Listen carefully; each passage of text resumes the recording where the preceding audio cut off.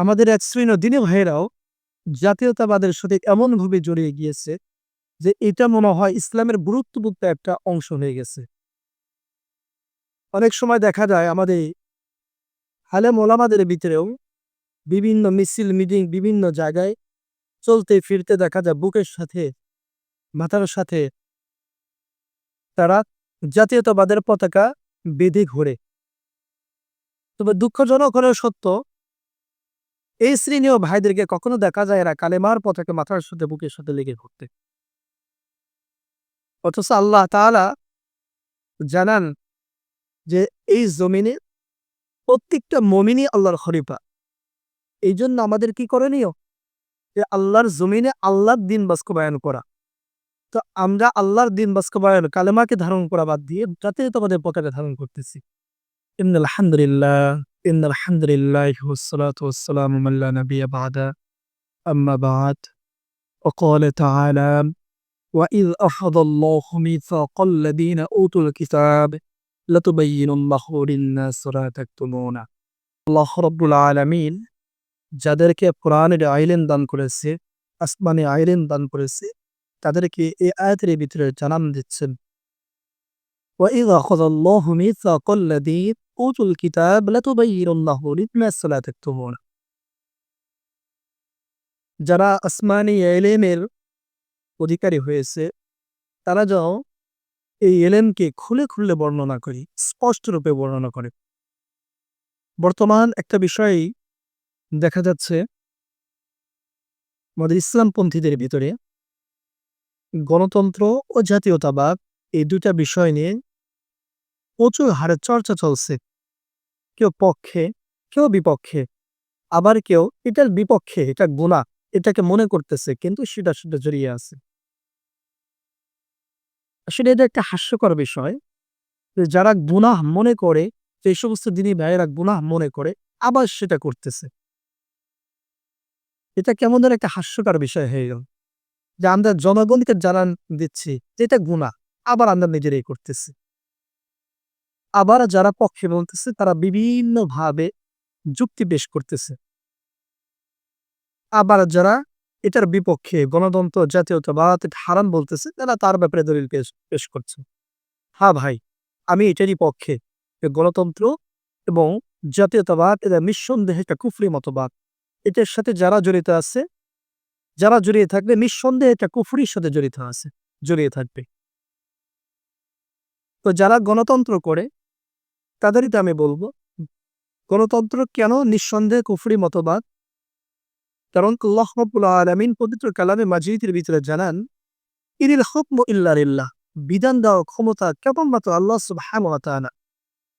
গণতন্ত্রের ব্যতিক্রম বলে, এই জন্য নিঃসন্দেহে এটা কুফরি মতবাদ, কারণ আল্লাহ কথা বিরুদ্ধে গণতন্ত্র বলতেছে।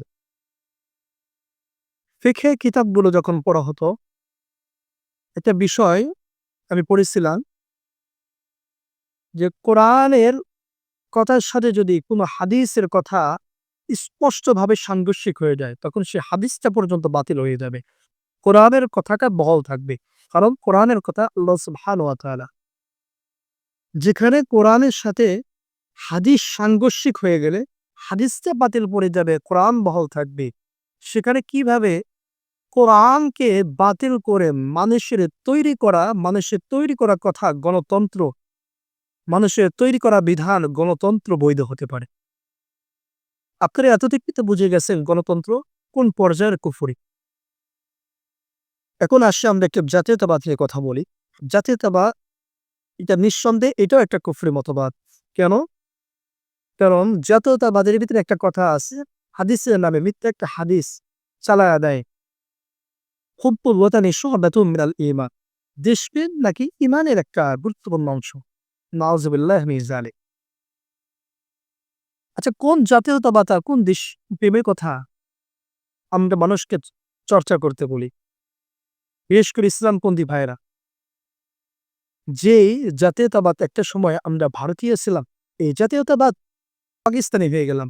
এই জাতীয়তাবাদ এরপরে সময়ের অতিক্রমে আবার হয়ে গেলাম আমরা বাংলাদেশী। এই জাতীয়তাবাদ আল্লাহু আ'লাম, আল্লাহ তাআলা ভালো জানেন আবার আমরা কোন দেশি হয়ে যাব। জাতীয়তাবাদ, ধর্ম নিরপেক্ষবাদ আমাদেরকে ভিন্ন ভিন্ন কিছু শিক্ষা দেয়। জাতীয়তাবাদ আমাদেরকে শিক্ষা দেয় দেশের জন্য অন্য দেশের ভাইকে হত্যা করা। এটা জাতীয়তাবাদ আমাদেরকে শিক্ষা দেয়। আরেকটা দুঃখ আপনাদের সাথে শেয়ার করি, আরেকটা সুখের বিষয় শেয়ার করি। আলহামদুলিল্লাহ যে আমাদের অনেক জেনারেল ভাইদেরকে আল্লাহ রাব্বুল আলামিন দ্বীন বোঝার তৌফিক দান করেছেন। তারা দ্বীনের দিকে অগ্রসর হইতেছে। কোরআনের ওই আয়াতটা স্মরণ হয়ে যায়। ইযা জা নাসরুল্লাহি ওয়াল ফাতহু রাআইতান নাস ইয়াদখুলুনা ফি দীনিল্লাহি আফওয়াজা। যখন ইসলামের বিজয়ের একটা পরিবেশ আসবে, তখন মানুষ দলে দলে হামাগুড়ি দিয়ে হলেও উপস্থিত হবে।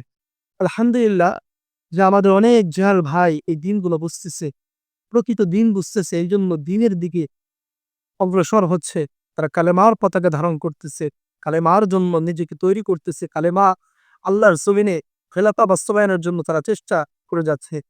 কিন্তু দুঃখজনক হলেও সত্য যে আমাদের অনেক ওলামায়ে কেরামরা এখান থেকে পিছিয়ে আছে।